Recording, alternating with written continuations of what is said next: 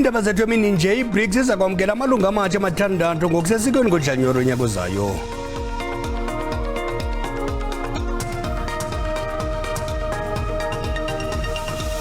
Inkampani enkinkisha umbane kwisixeko saseRhawutini iCity Power idandalalise izicwangciso zayo zokuthenga umbane kubavelisi abazimele ukukhawulelana nocimicimi.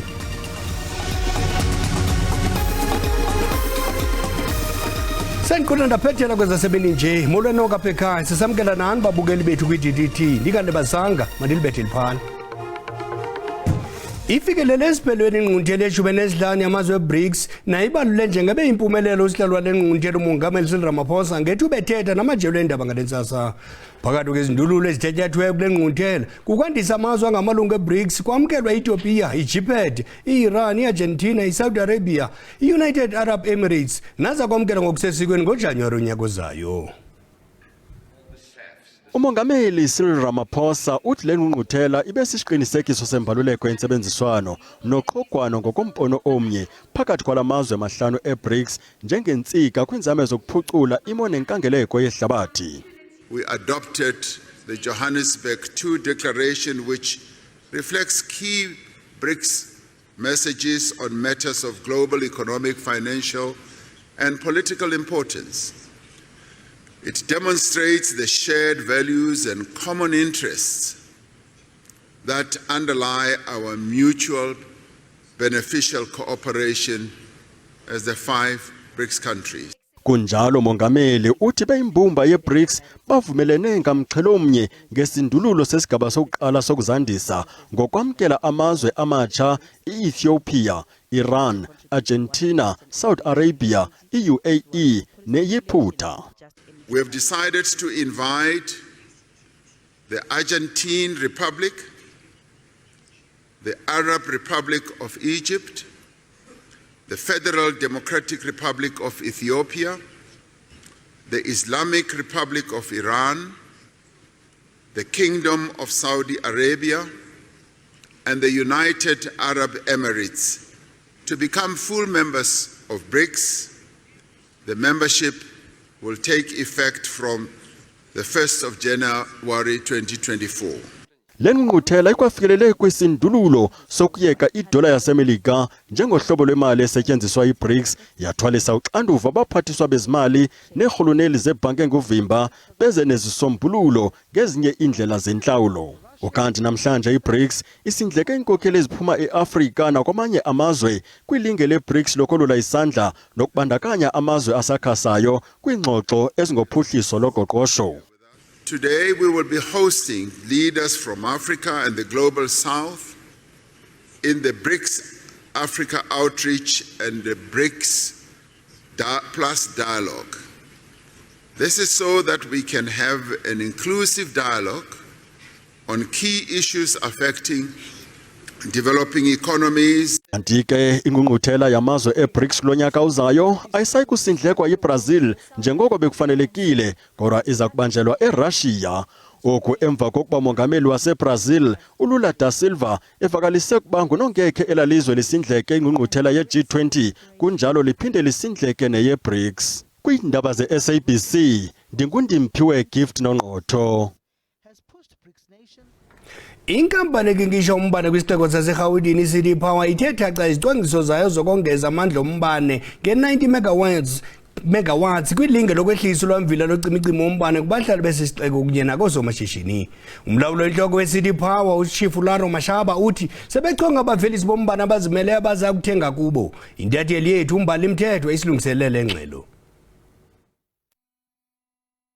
Power yaseGoli ethenga ugesi kwa Eskom iphinde futhi ithengisela abahlali baseGoli Johannesburg seyithatha isinqumo sokuthi sizothenga ugesi kulabe babizwa ngokuthi ama-independent power producers. Lokhu ikwenzela ukuthi bakwazi ukuthi bavikele abahlali baseGoli uma kunesikhathi lapho ugesi ucishwa khona, lesikhathi lesi sibizwa ngokuthi yi-load shedding. bathi bakwenza lokhu ngoba befuna ukuthi bavikele imisebenzi yabantu ngesimanga sokuthi amabhizinisi asekhale kakhulu ekhala ngokuthi inkinga yokuthi bathenga upetrol no diesel ukuze baqhubeke basebenze noma ngomsebenzi ibadle phaketheni kakhulu lokhu kwenza ukuthi bafuna ukuthi bahambe bathole izindawo lapho abazokwazi ukuthi baqhubeke basebenze kahle njengeendawo ezifana nako Cape Town. Kodwa ke manje iCity of Johannesburg ithathe isinqumo sokuthi izobavikela labo somabhizinisi ukuze bakwazi nabo ukuthi basebenze kahle, nanokuthi iCity of Johannesburg iphinde futhi ikwazi ukuthi ithole imali yokuthi ikwazi ukuthi umasipala aqhubeke asebenze ngokuthi anikeze abantu izinhlelo lezi ezifanelwe ngabantu, lezi futhi abantu abayivotela ngenkathi kunokhetho olwe local government. Yizo ke lezi zinto eziphumelana kwi media briefing ebikhona lana eCity Power, lapho iCity Power ithatha isinqumo yokuthi noma itshela South Africa yonke nabahlali baseGoli ukuthi isizokwazi ukuthi isize abahlali baseGoli ngokuthi iphinde futhi kube khona ama megawatts additional megawatts azobekwa in the grid ukuze bakwazi ukuthi bavikele abahlali baseGoli. Back to you. Umkomishana wamapolisa KwaZulu-Natal uNjeke Nhlanhla Mkhwanazi ubambe inhlanganiso nenkokheli zokuhlala eThekwini namhlanje kushukuxwa imeko amaxongo yolwaphulomthetho kweliphondo. uNjeke Mkhwanazi uthe ubambiswano kulwaphulomthetho lungavelisa iziphumo ezincomekayo. Policing is intended to encourage local communities to actively participate with the SAPS to develop common approaches and objectives to fight crime and to recognize partnerships as a very effective way of tackling crime and related issues. Uqhube ngelithi eyona njongo yobambiswano kuqinisekisa ulawulo olululo kwisebe lesipolisa. The purpose of partnership policing is to encourage good governance, and this is done by increasing cooperation between the SAPS and the external stakeholders, including community organization, include business, private sector, a non-government organization and civil society. Umkhwanazi uqwele ngelithi amapolisa ewodwa awasoze akwazi ukwehlisa izinga eliphezulu lolwaphulomthetho. Ngakho oko kuyadingeka ukuba kubekho ubambiswano oluluqilima phakathi koluntu kunye nesebe lamapolisa. Kwalapha ezindabeni ingene kusuku lwesibili namhlanje inkqubo yokuvavanya izakhono zabagqatswa kwisikhundla sombuso loluntu eParlamente. Kodwa masithume umntwana evenkileni kuqala. Ngene kwakhona kwindaba zelijelo yakwazi ukubukela izindaba kwakhona kwijelo le-YouTube uthi SABC Iindaba zesiXhosa. Kwinqaku lokuqala sithe ifikelele esiphelweni ingquntyela eshumi enesithathu yamazwe eBRICS nayibalule njengabe impumelelo osihlalwa lengquntyela umongameli Ramaphosa ngethuba bethetha namajelo eendaba ngale ntsasa. Phakathi kwezindululo ezithatyathwe kule ngquntyela kukwandisa amazwe angamalungu eBRICS kwamkelwa iEthiopia, iJiphethe, iIran, iArgentina, iSaudi Arabia neUnited Arab Emirates naza kwamkelwa ngokusesikweni ngoJanuwari onyaka ozayo. Ngabagqatswa bokugqibela abana baxoxwa ngemibuzo ngamalungu eParlamente behlolwa izakhono zabo kwisikhundla somkhuselo loluntu omtsha. Umgqatso wokuqala ukujikwa ngemibuzo ngale ntsasa nguadvocate Mobango Lukamine ongumxazululi wemiwe yengxwamali yomhlalaphantsi sithetha nje. Uadvocate Lukamine wayeziqatsele esisikhundla nango-2016 kodwa wakha phansi kumkhuseli woluntu onqunyanyisiweyo uadvocate Busisiwe Mkhwebane. Uadvocate Lukamine uthi akaziboni njengowasilelayo kuloo nkqubo yodliwano-ndlebe ngo-2016 esithi ufunde lukhulu kule minyaka esixhenxe idlulileyo kwaye ukulungele kakhulu ukukhokela ngoku.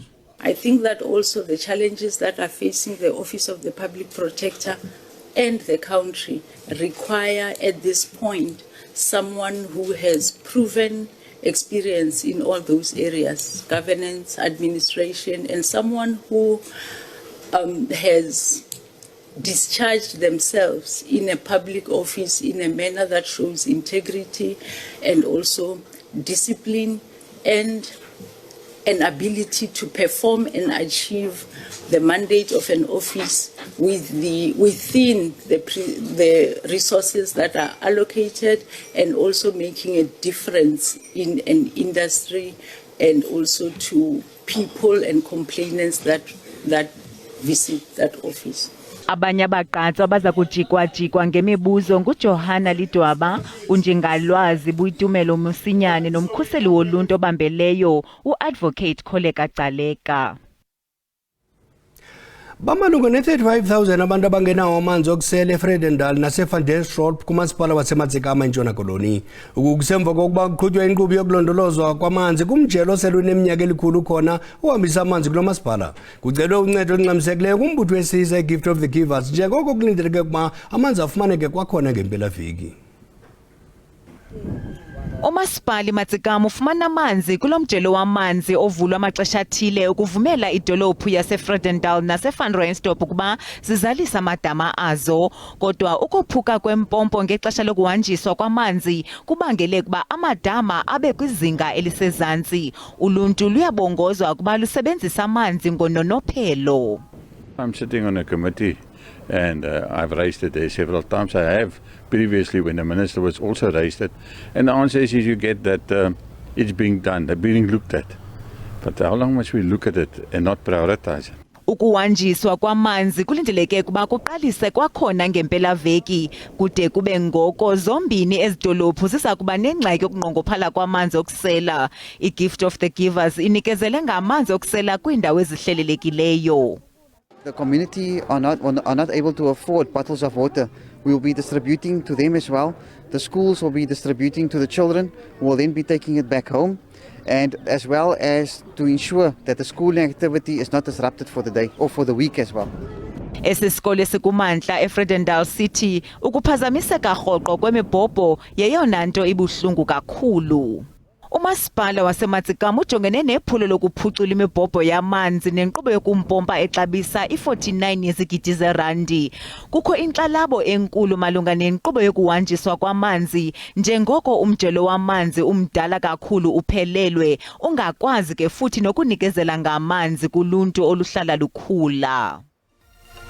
Qonqololo ziyaguqa ziyakhothama ezasemini nje khongozelana amaqondo emozulu kwimizuzwana endehlile kulamaza. Umathangana uza kuphaka ezintsimbi yesixhenxe ngokuhlwa xesha elimnandi.